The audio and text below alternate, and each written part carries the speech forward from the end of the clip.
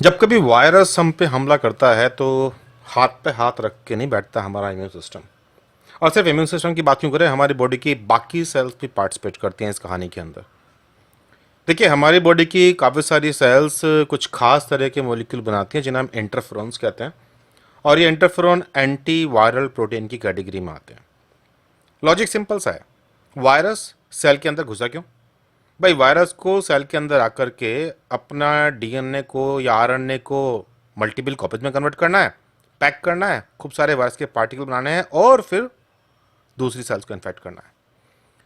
तो जो मेथड है वायरस के इन्फेक्शन को रोकने का इंटरफेरेंस के द्वारा, ओवरऑल लॉजिक ये है कि जैसे ही वायरस सेल के अंदर घुसे उसके आरएनए को डिग्रेड कर दो और ट्रांसलेशन को सेल के स्टॉप कर दो। अगर सेल ट्रांसलेशन ही नहीं करेगी तो फिर वायरस का कोई आरएनए बन भी गया होगा तो वो पढ़ा नहीं जाएगा। ये कह लीजिए कि सेल अगर अपने खुद की एक्टिविटीज को रोक दे तो सेल के अंदर मौजूद वायरस उन एक्टिविटीज का इस्तेमाल नहीं कर पाएगा अपने फायदे के लिए। ये कहानी है ओवरऑल इंटरफेरेंस की, जिसकी हम आज बात करने वाले हैं। देखिए, डिस्कवरी की थी एलेक्स आइजक जो कि ब्रिटिश बैक्टीरियोलॉजिस्ट थे, और जीन लिंडनमैन जो कि स्विस माइक्रोबायोलॉजिस्ट थे। मोर प्रिसाइजली ये वायरोलॉजिस्ट थे। 1957 ये वायरस के इन्फेक्शन को स्टडी कर रहे थे और उन्होंने पाया कि अगर किसी सेल में कोई वायरस का इन्फेक्शन हो जाए तो उसके आसपास की सेल्स में और नया वायरस का इन्फेक्शन नहीं हो पाता। तो कुछ ना कुछ तो कहानी गड़बड़ थी।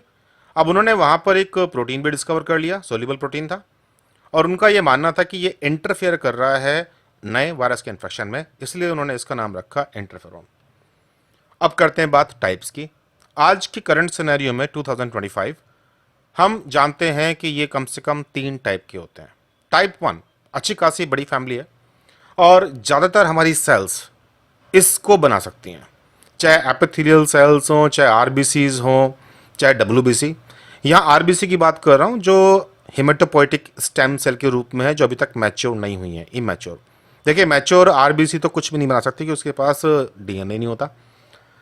तो जब भी कभी किसी सेल में वायरस का इन्फेक्शन होगा तो उस वायरस के पार्टिकल को या फिर वायरस के डबल स्टैंडर्ड डीएनए या डबल स्टैंडर्ड आरएनए, कुछ भी मतलब कुछ प्रॉपर्टी होती है वायरस की, उनको पहचान करके हमारा टोल लाइक रिसेप्टर वाली कहानी एक्टिवेट हो जाती है और वो उन जीन्स को एक्टिवेट करेगी जो जीन्स टाइप 1 इंटरफेरॉन्स बनाएंगे।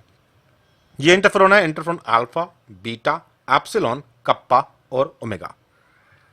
टाइप 2, टाइप 2 आमतौर पे एक्टिवेटेड टी सेल बनाती हैं। इसमें भी खास तौर से बात करूं तो टी हेल्पर 1 सेल्स बनाती हैं या फिर नेचुरल किलर एनके सेल्स बनाएंगी तब जब इनके पास एक साइटोकाइन आएगा IL-12।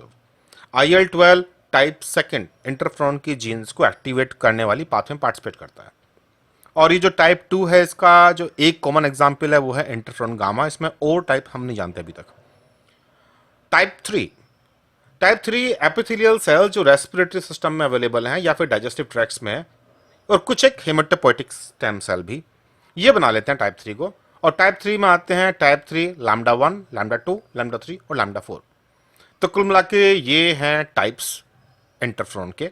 इसमें से टाइप 1 जो है ये सेलेक्टिवली एंटी वायरल प्रॉपर्टी दिखाता है, यानी कि जब भी ये इंटरफेरॉन्स बनेंगे तो ये नेबरिंग सेल्स में जाकर के आसपास की सेल्स में सिग्नल ट्रांसलेशन पाथवे एक्टिवेट करेंगे और ये पाथवे जैक स्टेट वाली होगी और जाकर के ये उन जीन को ऑन कर देंगे जो सेल के अंदर कुछ एक न्यूक्लियस एंजाइम बनाना शुरू कर दें, प्लस साथ में ट्रांसलेशन ट्रांसक्रिप्शन के इनहिबिटर भी बनाएंगी ताकि आसपास की सेल अपना ट्रांसलेशन ट्रांसक्रिप्शन स्लो कर दें ताकि वायरस उसका फायदा ना उठा पाए। इंटरफेयर किया जाएगा। टाइप 2 जो है इंटरफेरॉन गामा, इसका मेन फंक्शन है कि ये एक्टिवेट करेगा नेचुरल किलर सेल्स को या फिर एक्टिवेट करेगा टी सेल्स की, मतलब सही मायने में ये इम्यूनो मॉड्यूलेटर के रूप में काम करता है और मैक्रोफेज एक्टिवेटिंग प्रोटीन के रूप में भी जाना जाता है। जैसा मैंने कहा कि इनकी जो पाथवे है वो जैक स्टेट की पाथवे है, जहां पर ये रिसेप्टर जिसके साथ जैक लगा हुआ है और ये टायरोसिन काइनेज एक्टिविटी दिखाते हैं। यहाँ जैक स्टेट से इंटरेक्ट करेगा, फिर ये स्टेट्स न्यूक्लियस में जाएंगे और न्यूक्लियस में अपने अपने टारगेट जीन्स को ऑन करेंगे।